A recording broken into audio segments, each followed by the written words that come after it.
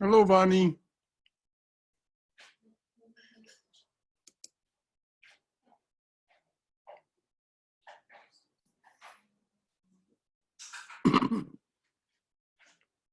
Hello, brother. Can you hear me? Yes, I can. Okay. Can you hear me all right? Yes, I can. Wonderful. Well, it's a few minutes yet, but thank you for tuning in early. I'm just kind of getting us ready here. Yeah, I was just trying to see if I'm registered and if it works. So Yeah, it works. yes, it does. Amazingly. How are you doing in your quarantine? I'm doing fine. Work is keeping me busy during the day Uh-huh. and evenings as usual. Like I just do my meditation practice and read up. Well, it's you're of a nature that this will be congenial to. Yeah. There are like memes floating around that say like introverts have dreamed of this their whole life. Yes. Yeah. Well, I'm sure that your employer is glad to have you working successfully from home. Yeah. So, Technology helps. yeah. I'm gonna step away for just a minute and Yeah, sure. set up the pictures behind. We have kind of an improvised shrine here. Okay. I'll just go on mute till everyone else joins. All right, well, I'll talk with you later. Yep, sure, brother.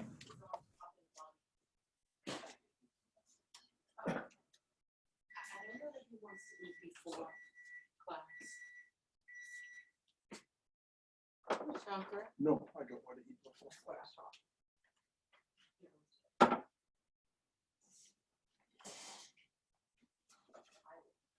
But thank you for offering. Jyoti, could you come and do this? Because I want to make sure it happens just as you did it before so that it doesn't tip over.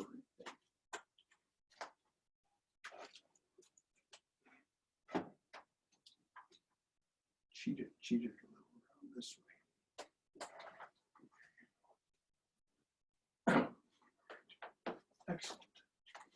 Now, we got anything to put on the stool, or should we lose the stool? If you want me to go out in the shrine and get flowers, No, it's all right. then I can't think of anything. All right, we'll use the stool. hey, Debbie. Hi. Hi. Hello, Bonnie, it's you. Okay, I'm going to cheat the computer around to it, or faces the shrine.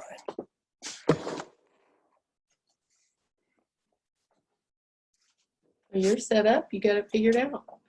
Well, it was easy as peasy. I mean, It is. It just says start meeting, and away you go. That's right. And there was Vani. And you want those notes on the side? Well, that's what I'm reading. That's what I'm reading from. That's the book I'm reading from. Okay.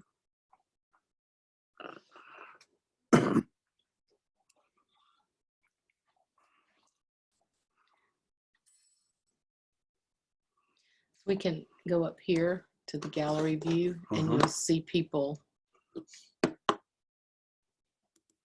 larger. When they come on, these boxes will get a little smaller so that you accommodate all the boxes in there. Okay. But it is with those notes, it makes We need it share the screen. Cheat the computer around a little bit further. There we go. Could you turn off that light behind? That's going to be hurt. That's going to make it so I can't read very well. Okay, I can, but Cindy specifically told me to turn that light on when I did your Sunday morning because it helps to light you up so you can see. Well, turn it off and let's see what happens.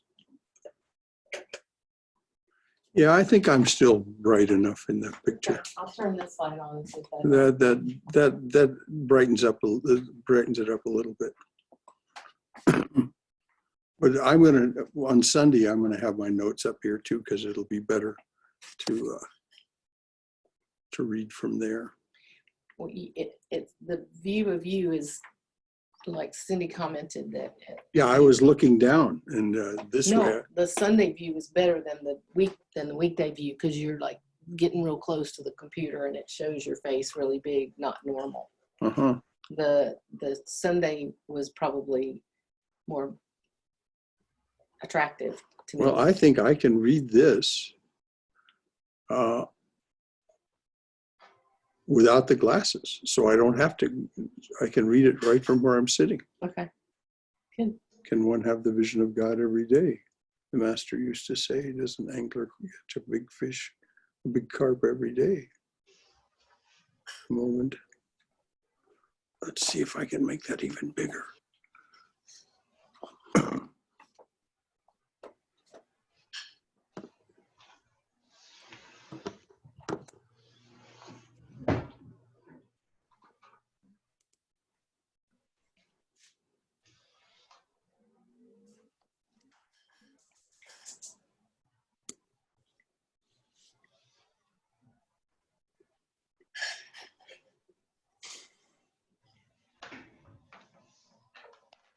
What would you like to correct? Oh. Where's the Coke?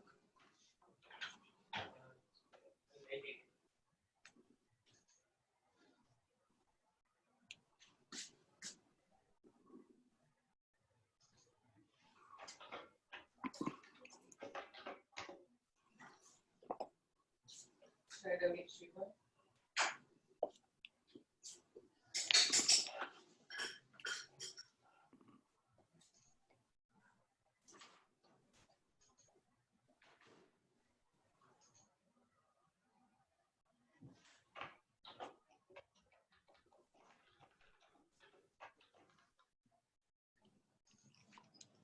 I love I can come out there and sit with you if that's okay. Oh, I thought that was your computer there. Who is that joined us at the top? Oh, that's hello there, Hello, Brahmadas. Brother Shankara, can you hear me? Yes, I can hear you fine. Hey, I heard that we have an extension until July to do our taxes. Is that true? That's what I heard as well. That's good because I just can't seem to get to, even though I'm home alone and I'm still pretty busy. What's happening is Carrie she actually failed a test on Macbeth, so I'm reading Macbeth to help her with her schoolwork. And it's actually a great work of literature. I'm appreciating it fully. Goodness. It's taking my time though. So. Yes. All right, well, we're going to wait until just a few minutes after 8. It's 7:51 now.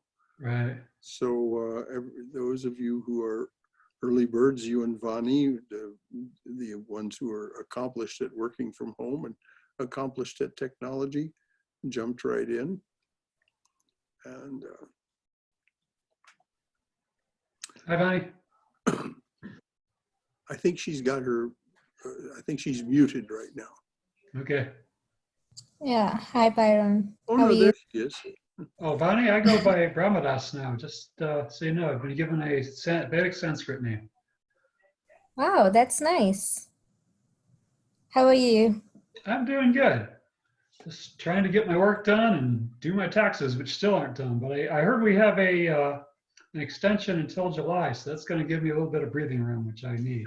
Vani, is Yes. that your understanding as well, that they've extended the tax deadline until July? Yeah, brother. Even I heard the news that they have extended it till July. Good. All right. Well, I think we can rest fairly assured that that's the case then. Yeah, I've already done, so I wasn't checking, but my roommate was telling me today that they've extended it till July.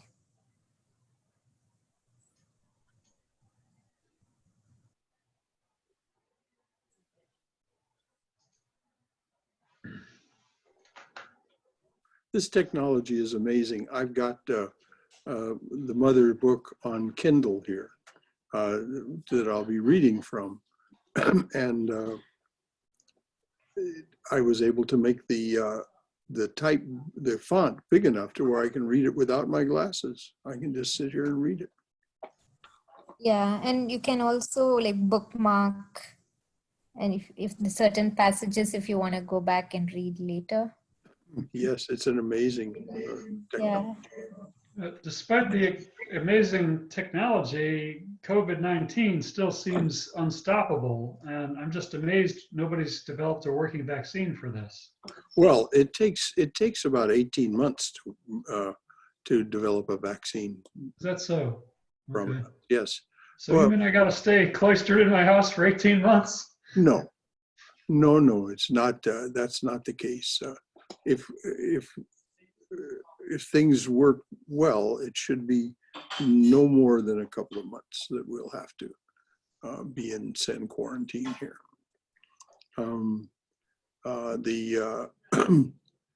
The vaccine, the tendency to want to rush things is what resulted in thalidomide. Thalidomide. So do you remember thalidomide, the No, thalidomide babies? Oh, well, they were all deformed, very badly deformed. Yeah, I Because don't their want to. mothers took thalidomide when they were pregnant. Oh, So this rushing of, I'm gonna go in the other room and get myself a beverage so that when it's time to wet my whistle, I won't have any problem. sure. Actually, that's a good idea. I'm going to do the same.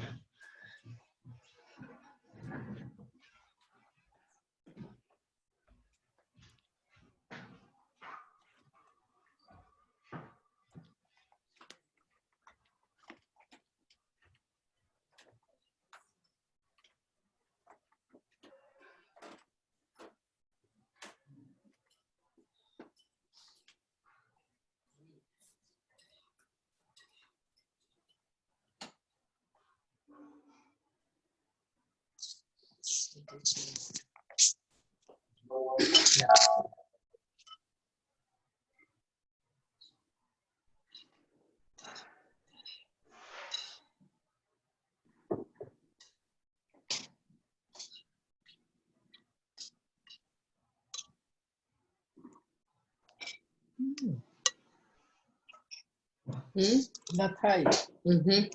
It's good, right? Mm-hmm.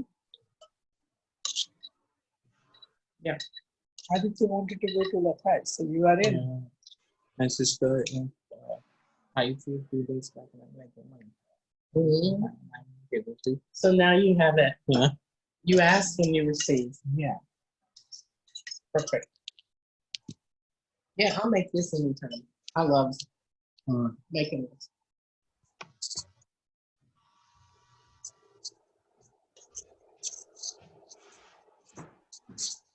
Okay.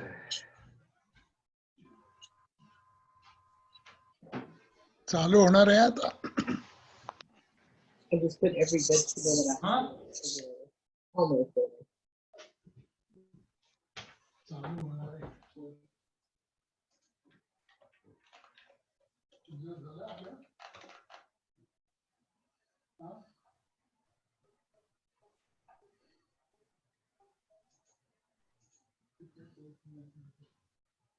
ते चालू आहे पण.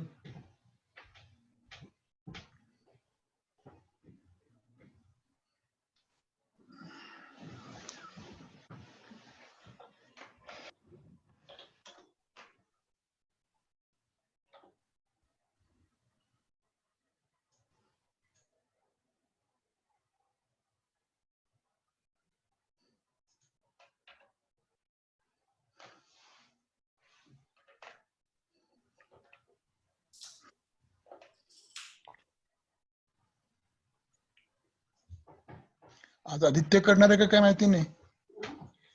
आज आदित्य करणार आहे का काय माहिती नाही. मला मी कॉल केला होता दुपारी. दुपारी स्टार्ट मीटिंग करू. हो कर. नाही होत पुढे. झाले की हे काय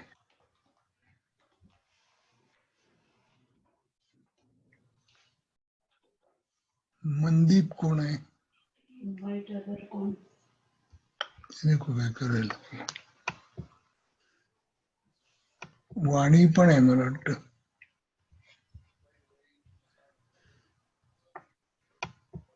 एक आहे श्याम प्रदर्शन करा ब्रह्मदास बाहेर आणि त्याचं ब्रह्मदास नाव आहे ते रामदास पण त्यागी पण आहे Hello, Shyam ji.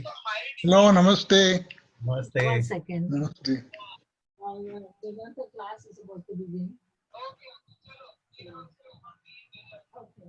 माझ्याच्यावर नाही येते हा screen.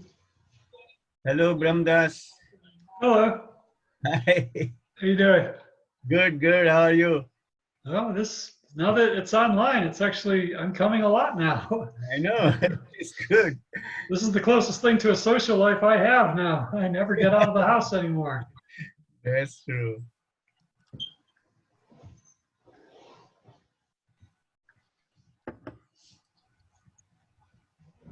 Who else is here?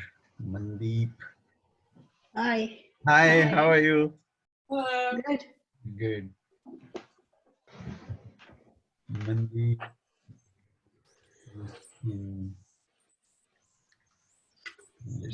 Vani is there. Send this, I needed to send this link to Snigdha.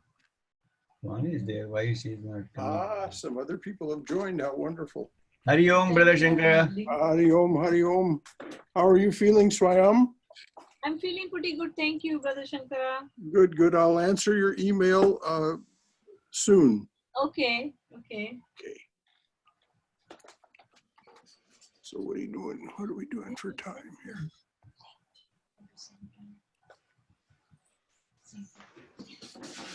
Okay, this says it's just 8 o'clock. So we'll wait for just a few minutes. Hello, everyone who's here. I see Aditya is signed in from dinner. They're having dinner in the other room as we speak. Oh.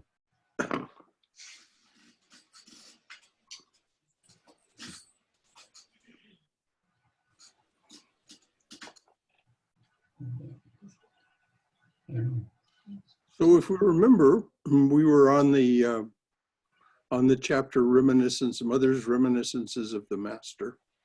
And so that's, we'll start with, I'll tell you what the subheading is.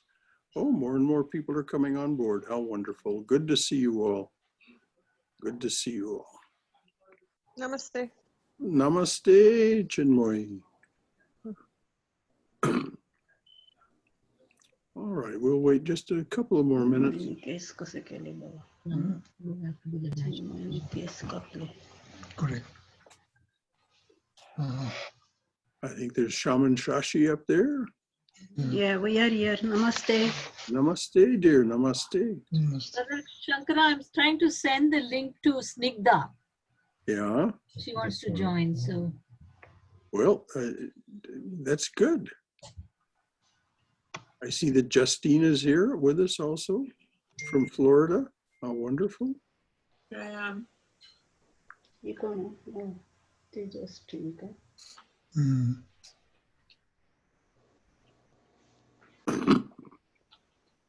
हा राजा का राजा So this time we've got it arranged so I won't have to lean into the screen. So we'll माझा media मी काढून from टाकला a little bit of a distance. का? नाही ते photo कशाला पाहिजे आपला मग आपल्याला ते झोपता पण येतं ना And I see Cindy's there. Good, good, good. Hello, Cindy. Hello, Cindy. Hey. हा राजा म्हणतो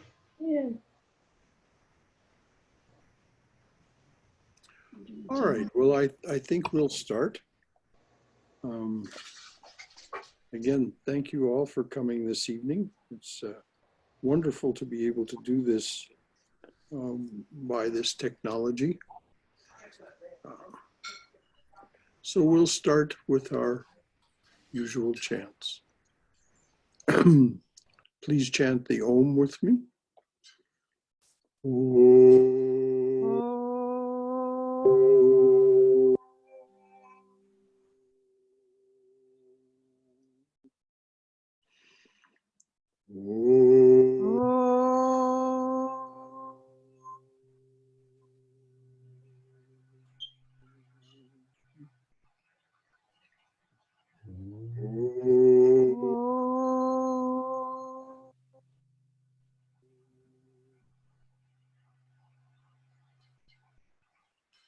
Om Sahana Vavatu Sahano Bhunaktu Sahaviryam Karavavahai Tejasvina Vaditamastu Ma Vidvishavahai. Om Shanti Shanti Shanti. May the divine being look over us lovingly as a mother and father. May the divine being support and nourish us as a mother and father. May we have the strength and skill to study together the art of spirituality. May no misunderstandings arise amongst us. So good to see you all here this evening. What a nice class. So we're reading the book Sri Sarada Devi, Her Divine Play, Swami Chetanananda's compilation of the mother's life. Beautifully, beautifully done. We're in the chapter on the mother's reminiscences of the master, and we stopped at the subhead, practice, practice, practice. I don't know what the page number is, but those of you who have the book can probably find it. So here's what the master is speaking. Let me just make certain. Yeah, practice, practice, practice. And the master is speaking. Can one have the vision of God every day?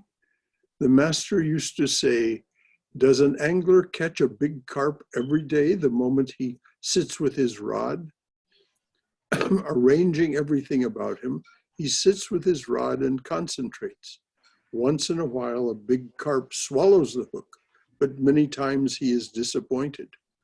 For that reason, don't relax your practices. Do more japa. Why are you so restless, my child? Why don't you stick with what you have? Why are you so restless, my child? Why don't you stick with what you have?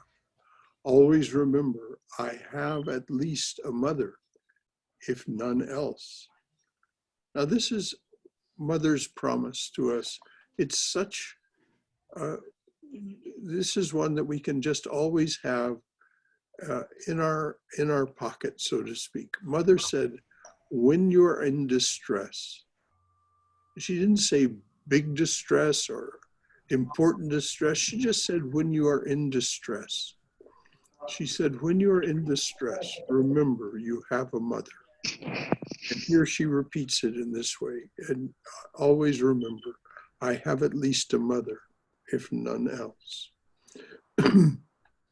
To our mother, we can talk about anything. And this is one of the things that I often recommend to people who come for counseling, is just sit with a picture of mother and pour out your heart to her. She is available to us, and it's so important for us to remember this. When you're in distress, remember you have a mother. And then Sri Sarada Devi says, do you remember the words of the master? He said he would reveal himself to everyone who takes refuge in him. Again, one of these huge promises. He would reveal himself to everyone who takes refuge in him. He will reveal himself at least on their last day. He will draw everyone to himself. Everyone who takes refuge in him. And then this next subhead is a quote from Sri Krishna. In every age I come back.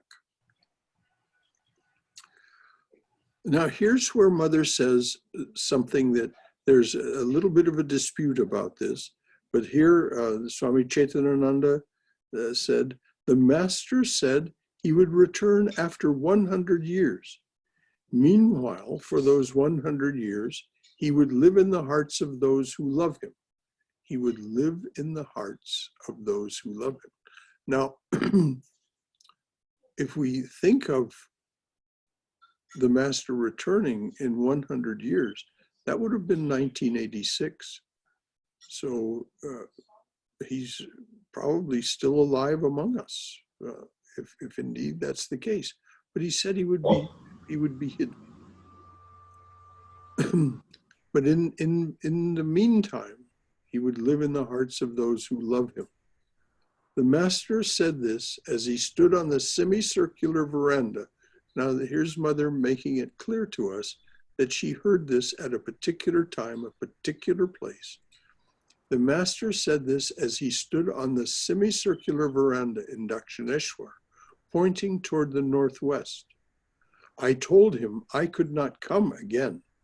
Lakshmi also said she would not come again, even if she were chopped into shreds like tobacco leaves. The master laughed and said, how can you avoid coming? Our roots are twined together like the kalmi plant, a vine that grows on the surface of a pond. Pull one stem and the whole clump will come forward. Now there's a footnote. Tradition has it that here it is. Tradition has it that Sri Ramakrishna's birth was preceded by a vision his father had at Gaya of Vishnu, who announced that he would be born as his son. Hence the spiritual association Sri Ramakrishna had with Gaya was likely to overwhelm him if you went there. Oh, this is something that occurred earlier in the reading. Gaya also is associated with Buddha and Chaitanya as a turning point in their lives.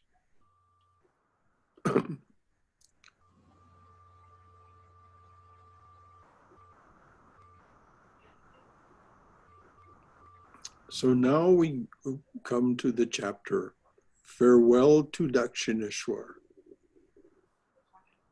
There's a Sanskrit reading from a hymn by Swami Abhedananda. The translation is, O Infinite One, by embracing your divine Maya, you play in various ways to redeem your devotees. Ramakrishna, I am devoid of devotion to you, Lord. Please bestow your grace upon me always. So I'm going to read that again. This is one of these amazing, beautiful passages from a hymn by one of Sri Ramakrishna's direct disciples. O Infinite One, by embracing your divine Maya, you play in various ways to redeem your devotees. O Ramakrishna, I am devoid of devotion to you. Lord, please bestow your grace upon me always. And then the chapter begins. In this transitory world, nothing lasts forever. Holy Mother's joyful days in Dakshineshwar came to an end in 1885. Ramakrishna's throat began hurting in April of that year. Despite his difficulty with eating and speaking, he continued to teach, though several physicians advised against talking and going into ecstasy.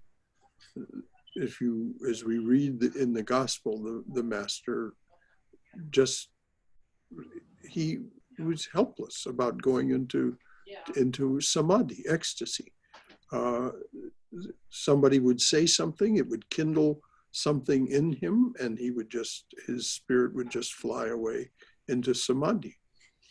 So the doctors told him he had to suppress this tendency. So despite his difficulty with eating and speaking, the master continued to teach, though several physicians have advised against talking and going into ecstasy. Holy Mother was concerned and began to prepare soft food for him, such as farina pudding. years before Ramakrishna had practiced that, I'm sorry, years before Sri Ramakrishna had predicted the time of his passing, Swami Chetanananda wrote in Sri Ramakrishna in his Divine Play, 4 or 5 years before the throat disease appeared, the Master said to Holy Mother, when you find me accepting food from everyone and anyone, spending nights in Calcutta and feeding a portion of food first to someone, feeding a portion of food first to someone else, and afterwards eating what is left, then you will know that the day is near when I will leave this body. And of course, he said this not only to Mother, but he said it to his close, direct disciples as well, which gave them a lot of consternation. So in 1885, such things began to happen, sometime before the Master fell ill. If you remember, he was going to Calcutta quite often, going to spiritual gatherings there, dancing, eating with everyone, feeding Naren and Rakal with his hands before he would take the food himself, and then taking the rest of the food himself, which was very unusual for him.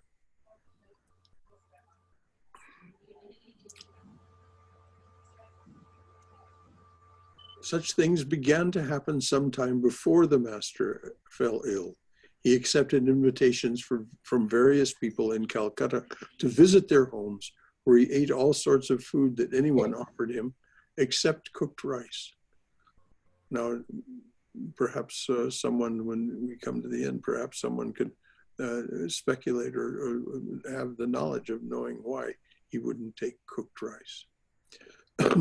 The Master had also stayed some nights at Balaram's house in Calcutta before the Master's illness. Oh no, I'm sorry. The Master had also stayed some nights at Balaram's house in Calcutta. Before the Master's illness, Narendra had begun suffering from dyspepsia and did not visit this. Before the Master's illness, Narendra had been suffering from dyspepsia, stomach upset, and did not visit Dakshineshwar for many days, thinking that his special diet would not be available there. So early one morning, the Master had Narendra brought to Dakshineshwar and fed him some of the rice and soup that had been cooked for himself. He then ate what was left over.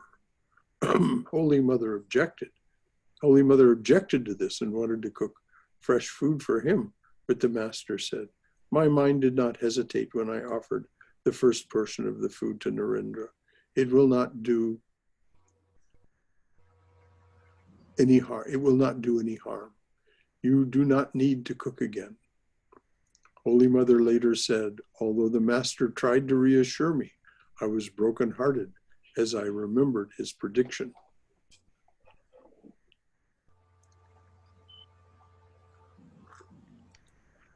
While we're stopped, I need to take a little, this hot liquid here.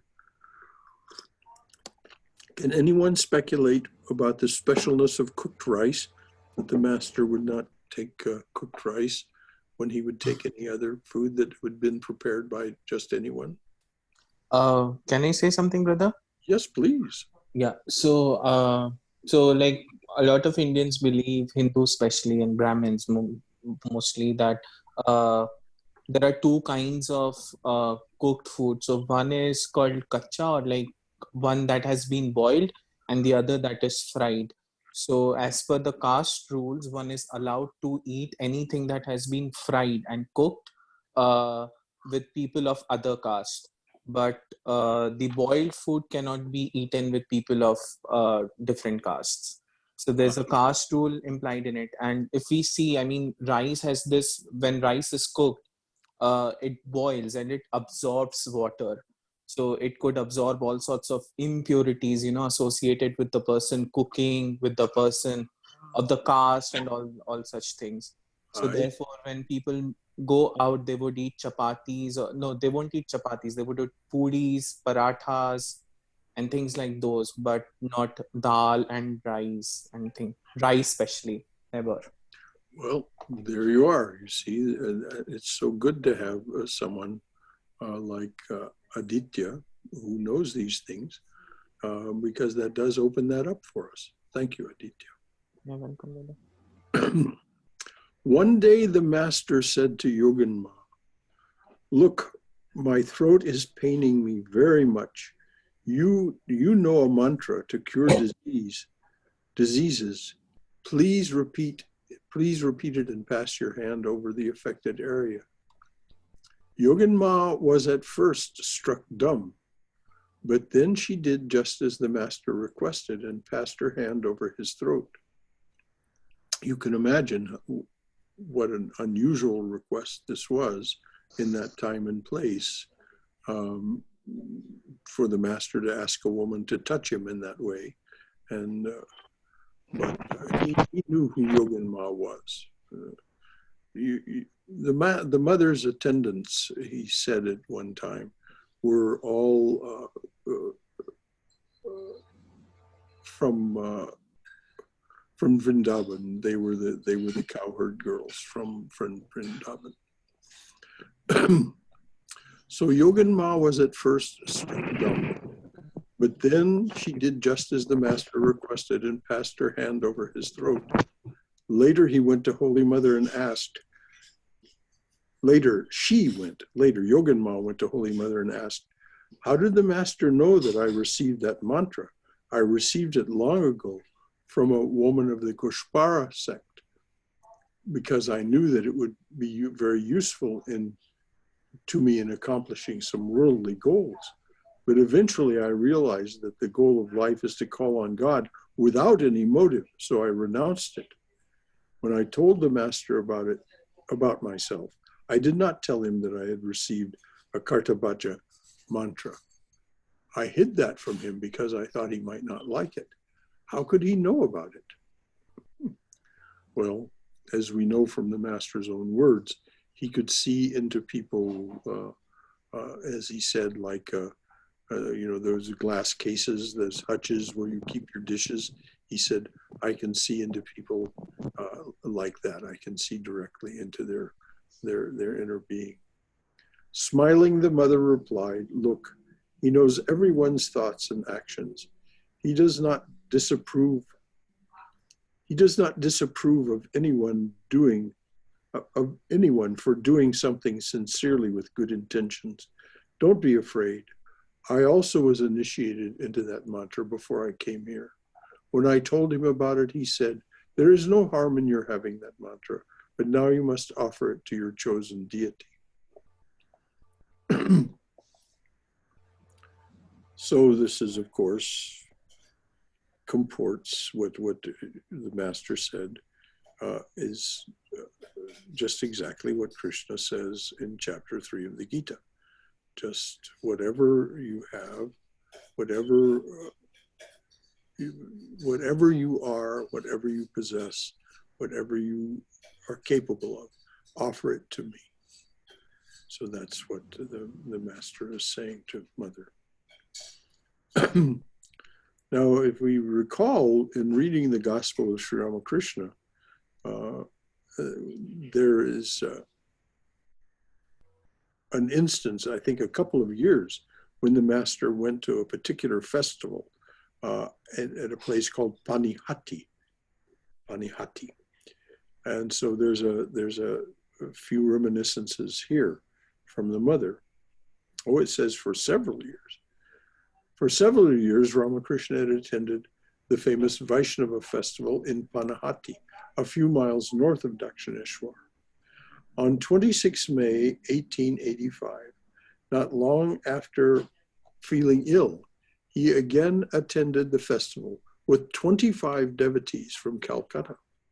The devotees rented 2 boats and anchored them at the ghat. Another boat was hired for the master. Holy Mother and the women devotees prepared an early lunch for everyone. When the master had eaten, Holy Mother requested a woman devotee to ask the master if she could accompany them. The master said, "Well, you are all going. She may go if she wishes." Well, you are all going, he said. Well, you are all going. She may go if she wishes. When Holy Mother heard this, she said, many devotees are going with the Master. It will be very crowded, and it will be difficult for me to get off the boat and visit the festival. I will not go. Mother was so shy, so shy. She just was not, she just was never comfortable in big crowd settings like that. So I can understand why she didn't want to go. Holy Mother fed 2 or 3 women devotees who were to accompany the Master and asked them to go in the same boat with him. The Master and the devotees left at 10 o'clock in the morning and returned at 8:30 that night. The Master had sung and danced in ecstasy at the festival, even though it had been raining. He was exhausted. While having his supper that night, the Master told one of the women devotees about the Panihati festival. What a crowd. Everyone was watching me because of my Bhava Samadhi. The Master would become radiant. Not that necessarily everyone could see it, but they could feel it. He would be in this ecstatic state, and this feeling would come from him. Everyone was watching me because of my Bhava Samadhi. The Holy Mother did the right thing by not going with us. If people had seen her with me, they would have remarked, a pair of swans has come. Swans, of course, is Paramahamsa, the name for one of great spiritual achievement. So they would have remarked, a pair of swans has come. She is extremely intelligent. In other words, the Master is applauding her wisdom in not coming. When the Master finished his supper, the women devotees returned to the Nahabat and reported to Holy Mother what he had said. Holy Mother said, from the way he gave me permission this morning, I immediately realized that he was not giving it wholeheartedly. If he were, he would have said, yes, of course she may go. Instead, he left the matter for me to decide by saying, she may go if she wishes. I then decided I had better give up the idea of going. This interplay between Sri Ramakrishna and Holy Mother. There's a footnote there. Has anyone got the book and can read the footnote? Has anyone? Please then read the footnote, Balakrishna ji. Can you hear me? Yes, we certainly can. Okay. Ramakrishna used the word Hamsa, Hamsi, which means male and female swans. Hamsa also means a soul. Sri Ramakrishna was known as Paramahamsa, a great soul, and an all-renouncing monk. Okay, thank you. This trip took a toll on the Master's health. The pain in his throat became worse, so the devotees brought several doctors to Dakshineshwar. They diagnosed the disease as clergyman's sore throat. Now, of course, clergyman's sore throat is something that someone gets if they talk all the time. And Sri Ramakrishna did indeed talk a great deal in teaching the devotees, but this was a misdiagnosis, of course. Sri Ramakrishna already had cancer of the throat. So the next subheading is the Master and Gopalma. Now this is an amazing relationship. A couple of months later, in July 1885, Ramakrishna attended the chariot festival of Jagannath at Balaram Basu's house in Calcutta. He stayed for 2 days. On the 3rd day, he returned to Dakshineshwar with Gopal Ma and other devotees. Balaram's family had given Gopal Ma some clothes, a ladle, and other cooking utensils, and some other articles, knowing that she was poor and she needed them. When the master saw the bundle of gifts in the boat, he became grave and talked about the glory of renunciation. He did not look at or talk to Gopal Ma at all, which broke her heart. As soon as she reached Dakshineshwar, Gopal Ma went to the Nahabat to see Holy Mother and asked anxiously, oh my child, Gopala, she always called Ramakrishna Gopala. Gopala is annoyed with me because he has seen this bundle of things. What shall I do? Shall I distribute them here instead of taking them home? Seeing her in such distress. Now notice what Gopal Ma does. Gopal Ma was another one of the gopis from Vrindavan. This is with the story. She went directly to Mother, to Radha. She went directly to Mother and poured out her heart to her. Seeing her in such distress, the compassionate Mother consoled her, saying, don't worry, Mother. Let the master say what he wants. You have no one in the world to help you. You accepted these things because you need them. And indeed, she did need them. She was desperately poor. Nevertheless, Gopal Ma took a piece of cloth and a few other things from the bundle and gave them away. Extremely anxious, she cooked 2 different curries for the master and carried the food to him. The omniscient master saw that she was repentant and said nothing about the matter. He smiled at Gopal Ma and began to talk with her and behave in his usual manner. She was greatly relieved. After feeding the master, she returned to her home in Kamarhati that afternoon.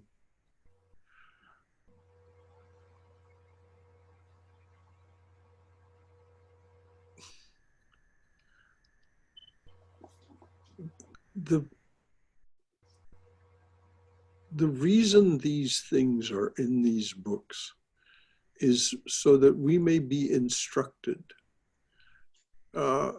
Here, the master is slightly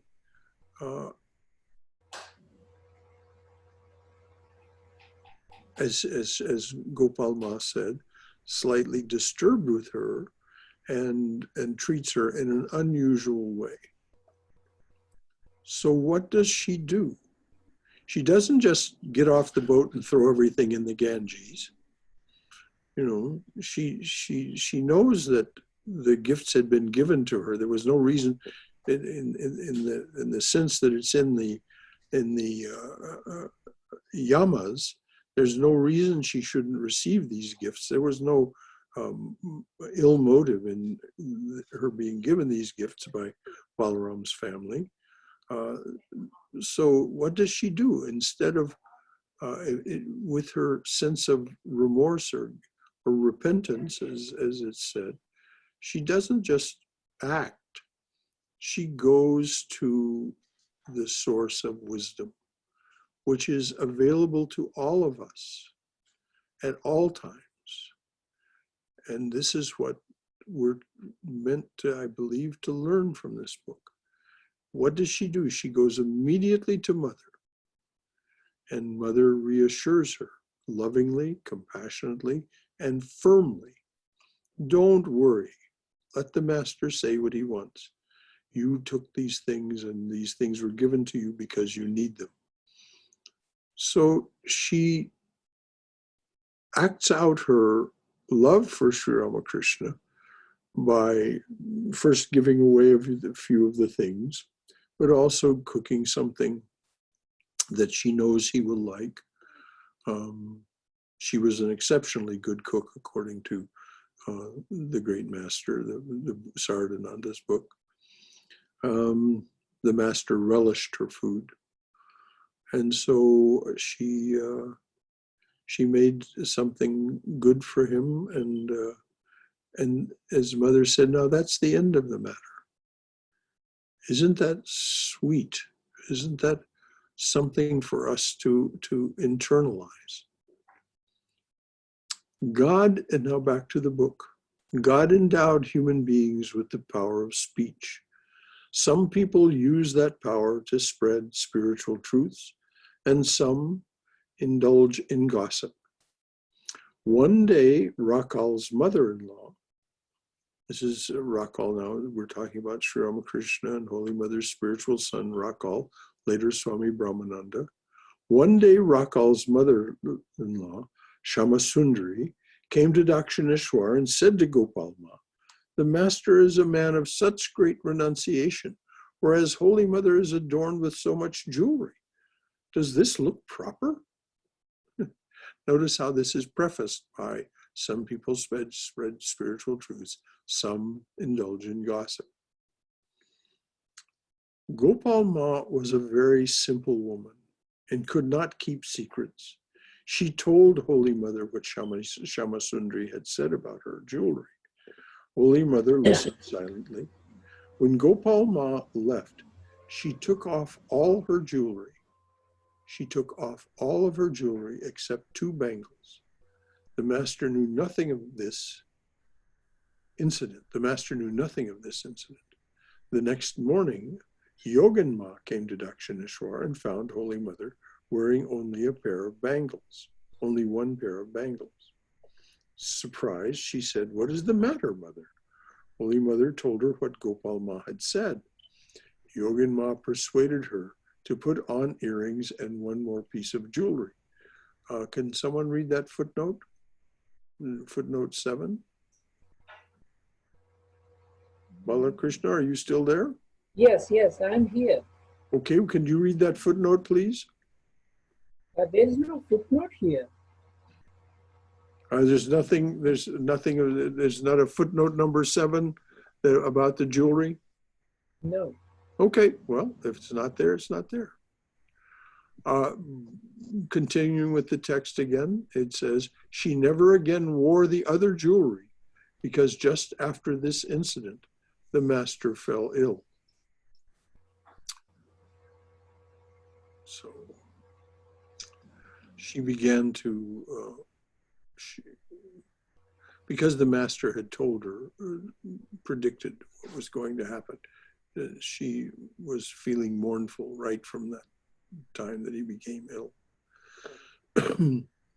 A short time later, hearing about this commotion over the jewelry, the master said, "What is this? She did not adorn herself with jewelry. It is I who arranged for her to have that jewelry." So again, we just take all of this to our hearts and see how it applies to incidents in our own lives. So the subhead now is "The End Approaches." The master was now preparing to end his divine play in Dakshineshwar. 1 month after the chariot festival, he said to Mother, "When you notice that many people accept me as God and show their love and respect for me, then you will know for certain that my time for departure from this world is imminent." The master never wanted to be famous, never wanted to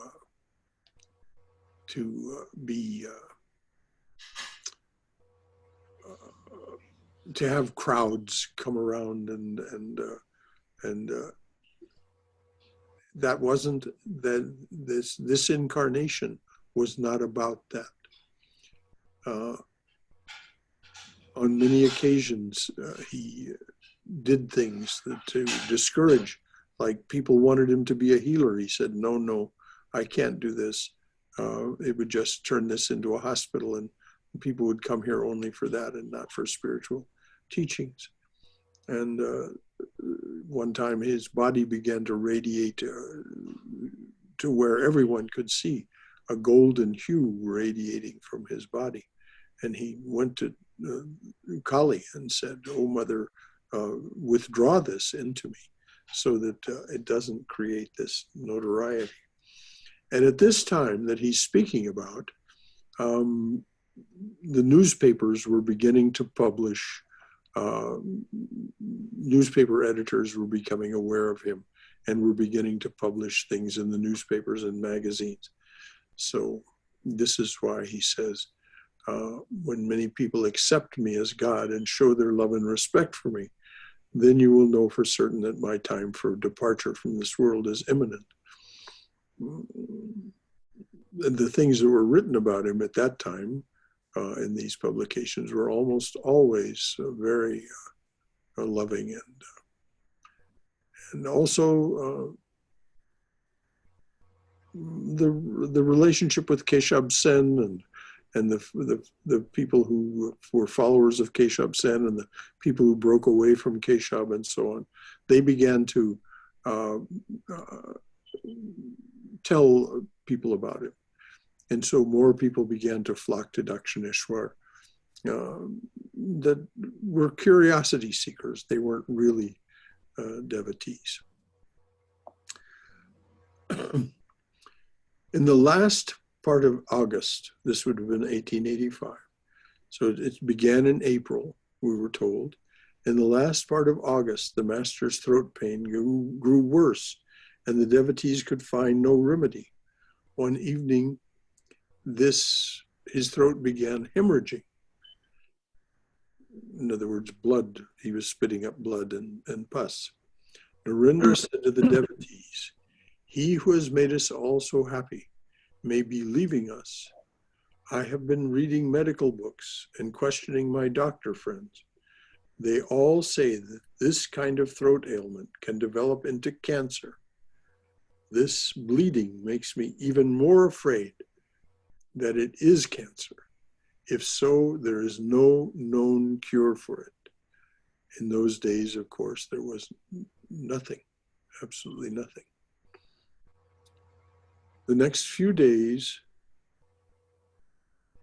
day, a few senior devotees visited Dakshineshwar to ask that the master move to Calcutta so that he could be treated more easily by the doctors. He agreed. Now, once again, here's this incident. You know, he's been living at Dakshineshwar since he was 19 years old. He's now nearly 50. And he just says, "Okay, we'll leave this place." Complete renunciation, complete detachment. There is a saying, "The water is pure that flows, and the monk is pure who moves and wanders." During the 50 years of his life, Ramakrishna lived over a period of 30 years at Dakshineshwar, which was the stage for his divine play. He loved Dakshineshwar dearly, but he had no attachment to it. Ramakrishna left Dakshineshwar on 20 September 1885. He stayed at Balaram's house in Bagbazar for several days, and then on 2 October moved to a house that the devotees rented for him at 55 Shampukur Street, not far from where Balaram lived. Gopal Ma lived in her home. Golap Ma lived in her home, prepared the master's food there, and the young disciples took responsibility for nursing him. It was not an easy task to cook for Ramakrishna, who could not eat food touched by impure persons and had an extremely delicate system. The diet of a cancer patient is just as important as medicine. Because Holy Mother had been cooking for the master a long time, she knew what kinds of food suited him, how much he could eat, what he liked, and disliked. In addition, Holy Mother would sit near the master while he ate and talk to him so that his mind would remain on the normal plane. If she did not do this, He might go into samadhi and be unable to eat. It was not possible for any disciple or devotee to perform. It was not possible for any disciple or devotee to perform this important duty. So Gopal Ma, who, as I said earlier, the master relished her food. So she was cooking for him. The mother was caring for him along with the young men that were close to him. But now this turns up for a few moments to mother. One can imagine the tempest that was blowing in Holy Mother's mind. She was alone in Dakshineshwar. Moreover, she was deprived of caring for her beloved husband, who was suffering from a fatal disease. Her body was in Dakshineshwar, but her mind was with the master in Shampakur, where she could not go because arrangements had not been made for her. She fortified her heart with hope, faith, and prayers as she patiently waited in her small room in the Nahabat, crying to the Divine Mother for help so that she could serve her husband during that critical time.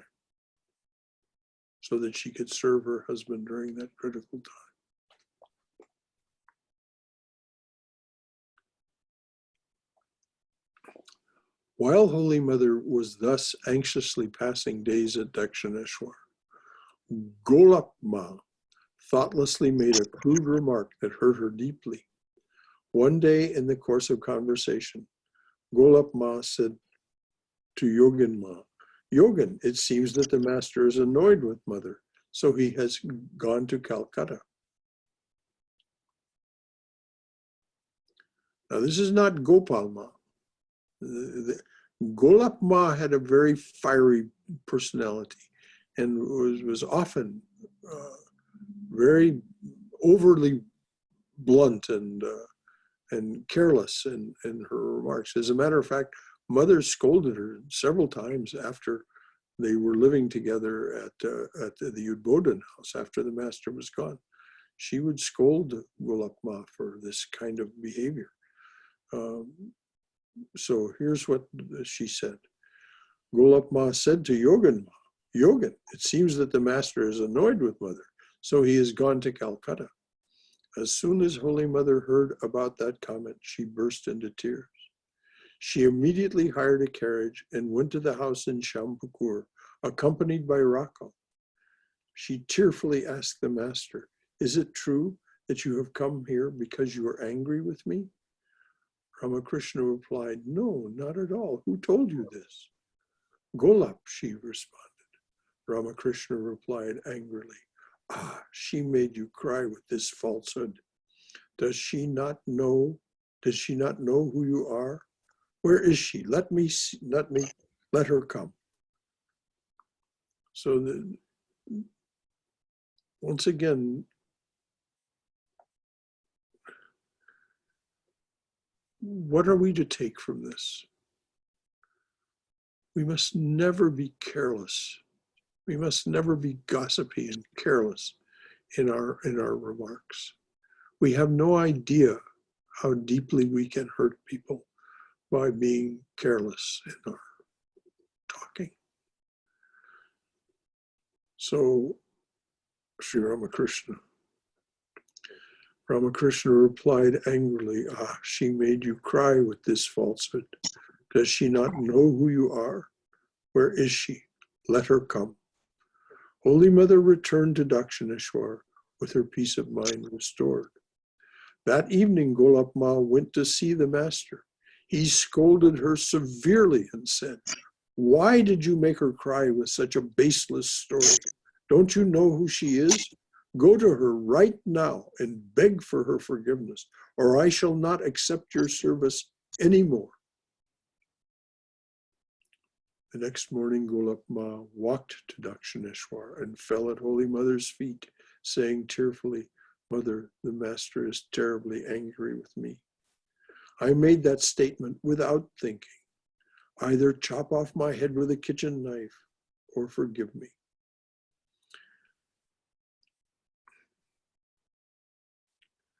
We have to take seriously how deeply she meant this. She could not endure going on living if the mother would not forgive her. Holy Mother, who could never harbor ill will against anyone, laughed and gently patted Golap Ma's back, saying, "Oh, dear Golap." Holy Mother asked Ramlal to write a note to the master saying that she had forgiven Golap Ma.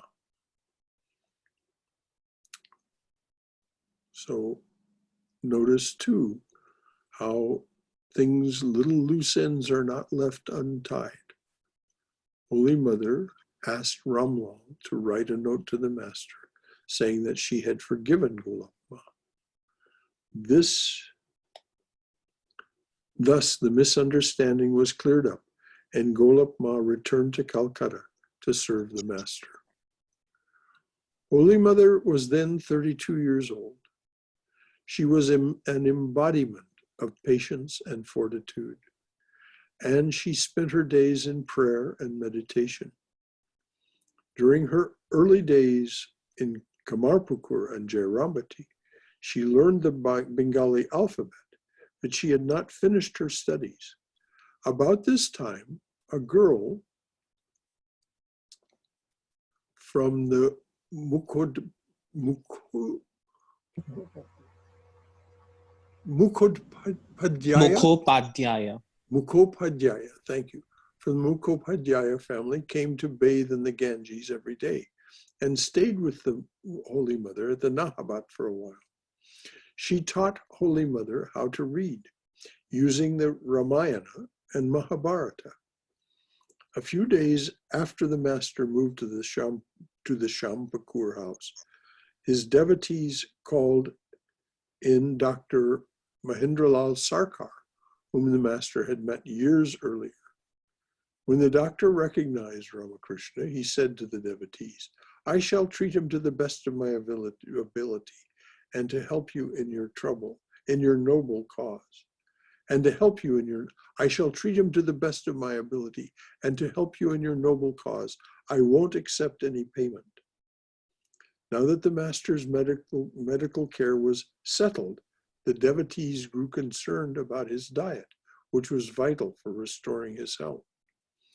They discussed bringing Holy Mother to the Shampapur house because only she knew the master's eating habits and what suited him, his system, and what suited his system. At this point, the master was, you could say, almost a hologram. He was just so barely there physically. If we remember the story of the time that the shrine pose picture was taken, the master was sitting and the photographer, he took the pose that was asked of him, and the photographer said, "Oh, his clothing needs a little bit of adjustment." And so the photographer's assistant rushed forward and to adjust the clothing. And when he touched him, the master just rose from the floor, just floated. He was just ever so barely there. And of course, Narendra then came forward and said, "Don't touch him. Let me do it." And he arranged the clothing, arranged the cloth around the master's neck and so on. So when we hear that only Mother knew how to feed such a being, what would suit his system, there just wasn't much system there in the sense that we think of our heavy being. Let me just check the time here. Okay, we've got a little time left. Wonderful. Okay. Because only because they discussed bringing the mother to the Shampakur house because only she knew the master's eating habits and what suited his system. They asked the master to approve this plan. The master reminded them of her shyness and said, "Can she live here? You had better ask her about it. If she is willing to come after knowing all the facts, let her do so." A messenger was sent to Holy Mother at Dakshineshwar.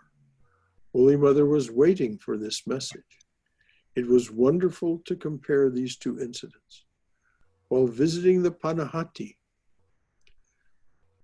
festival, the master left Holy Mother to make her decision on whether to go or not, and she did not go. Regarding Holy Mother moving to Shyampukur, the master did not order her to go, but instead left her to make the decision. Without a second thought, the mother made the decision to go, knowing all the facts, that it was going to be very difficult to live there. There just was hardly any room. It wasn't big enough. The place wasn't big enough. Without a second thought, the mother made her decision to go. And after bowing down to the Divine Mother, left her dear Dakshineshwar for Shampakur to care for her husband.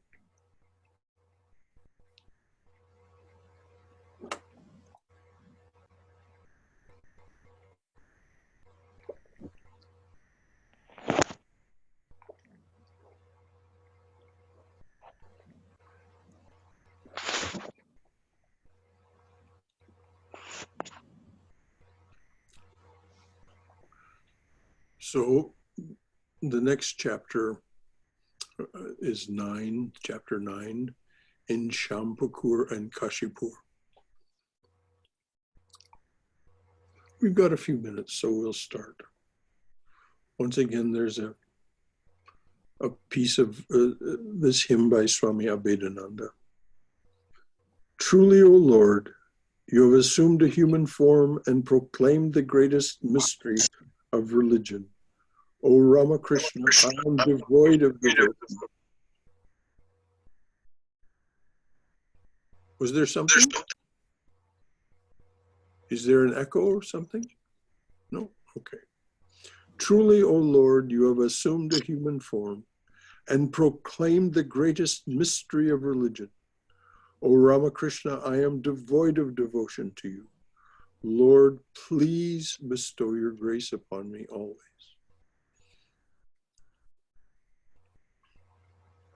Now, if such a one as Vedanta can make such a prayer, it certainly falls to us to do the same. We, as Vivekananda said of Ramakrishna, even I don't understand him. So there's no way for us to grasp who Sri Ramakrishna really is, and what it was that he did and is doing for the world, and for that matter, the universe.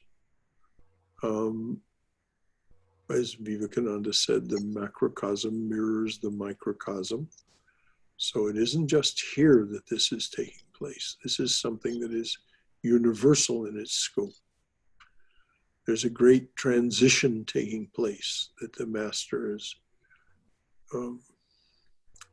it's hard to say because we don't understand just exactly what's going on.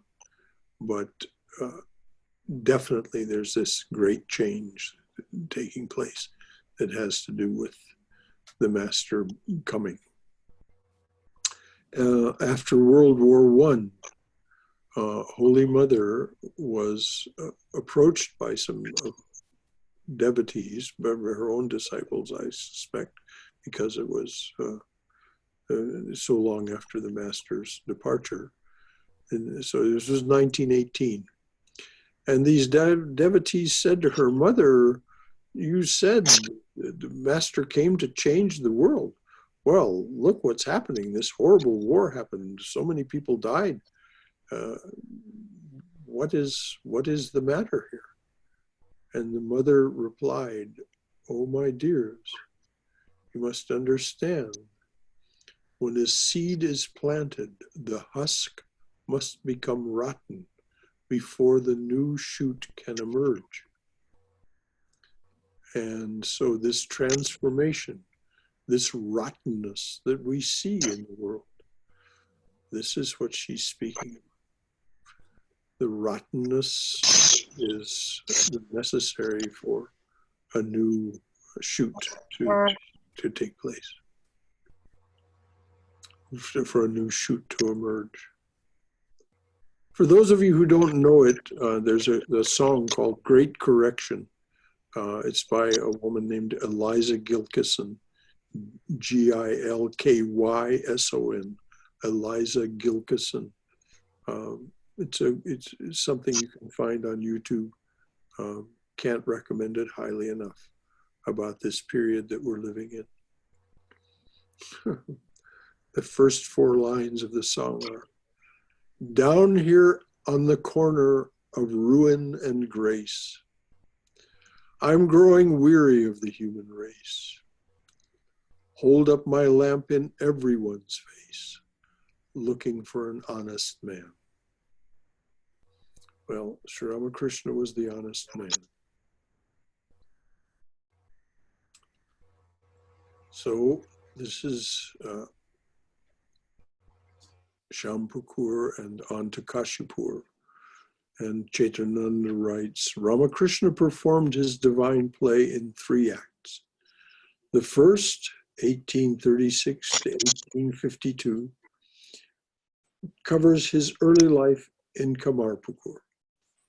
The second, 1852 to 1885, comprises his adult life in Calcutta and nearby Dakshineshwar. It was in Dakshineshwar that he practiced various sadhanas, attained illumination, and began to propagate his divine mission. Began to promulgate, spread his divine mission. The third act, 1885 to 1886, encompasses the last month of his stay in Shampur. Is someone eating? If someone's eating or doing something like that, could you please mute your connection with us so that we don't hear you? Because we're hearing some extraneous sounds.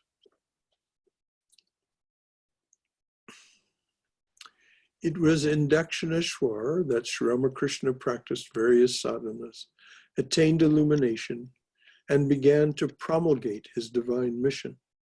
The third act, 1885 to 1886, encompasses the last months of his life at Shampur in Calcutta and nearby Kashipur, where he brought his divine drama to its close and laid the foundation for the future Ramakrishna order.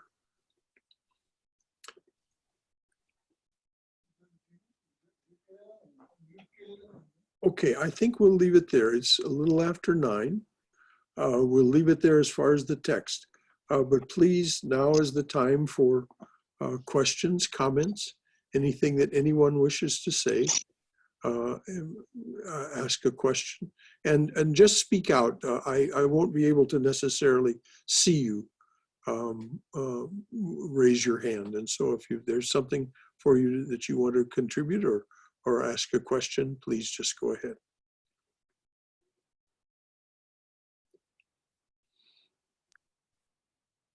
Oh, Yes, Cindy.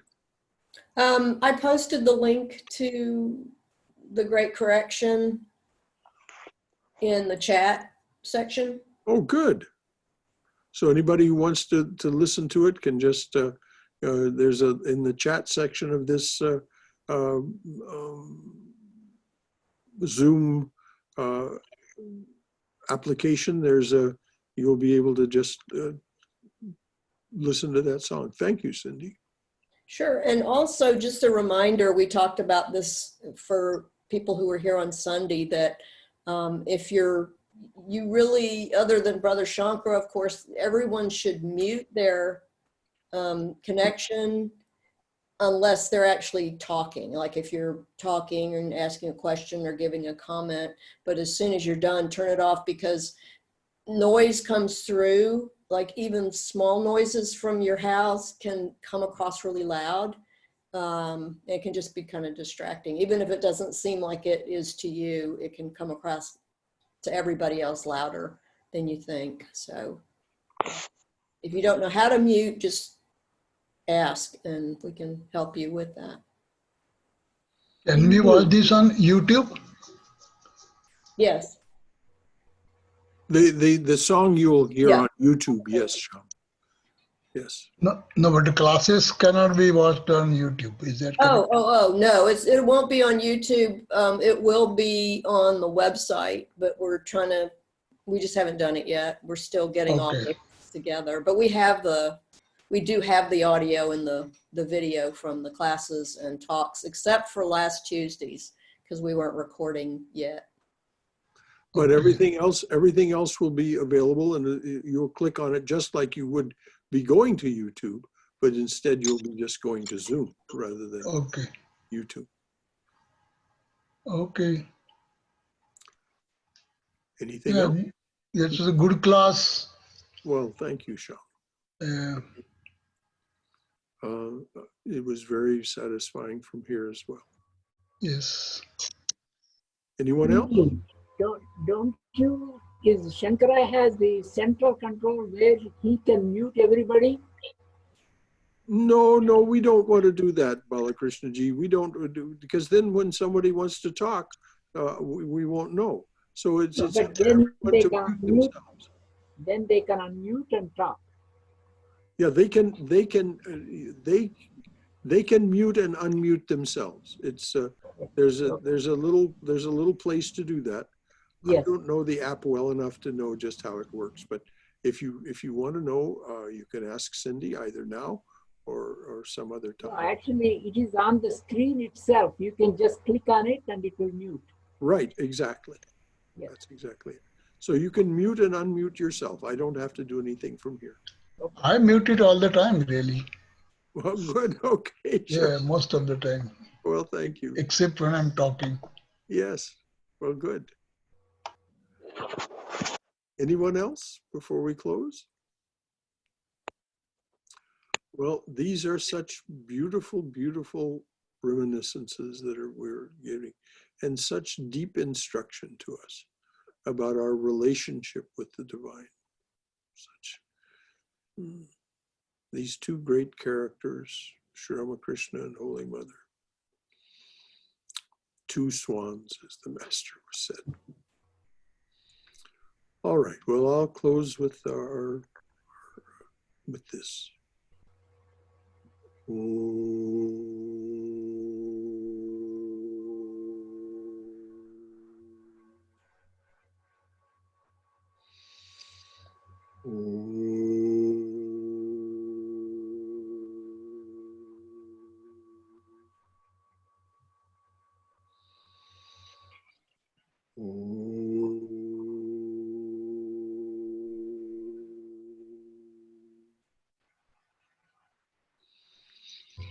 Oh, dearly beloved, a flower at your feet for each one who comes to your open door. A flower at your feet for each one who stands by your open door and says, come to me, offering to break this world's chain that binds us down to ignorance, suffering, and death. A flower at your feet for each one who takes the path that you have struck through this, your jungle world. Om, Amen. Om Shanti, Shanti, Shanti. Peace, peace, peace be unto us and to all beings everywhere. Hari Om Tat Sat. So thank you all for being here. far more people come to the class when we're on Zoom than can come here when we have it physically. I just think this is wonderful. This is just really, this is splendid. Looks like there's about a dozen people here, or more. Yeah, I know the situation is bad, but I'm glad to see you all because I'm Well, from Florida. Good night, Justine. Thanks for being with I us. know the situation's bad, but I'm happy to see you all. Even though, the situation's bad, this is what brought us together. So Yes, it glad is. to see people that I There's, know. we'll find the silver lining, won't we? Anyone else? Anything? And his Good night. Good night. Good night, everybody. Wonderful to see you all. Good night. Thank you. Good night, Good brother. night, A Shailesh. wonderful Good class. night. Good night. Good night. Good good night. night. Hey, Brad. Hey, Good night.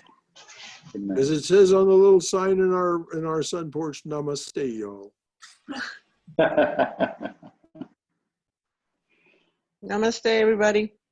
Namaste, everybody. Namaste and good night. Namaste. Namaste. Good night. Good night. All right.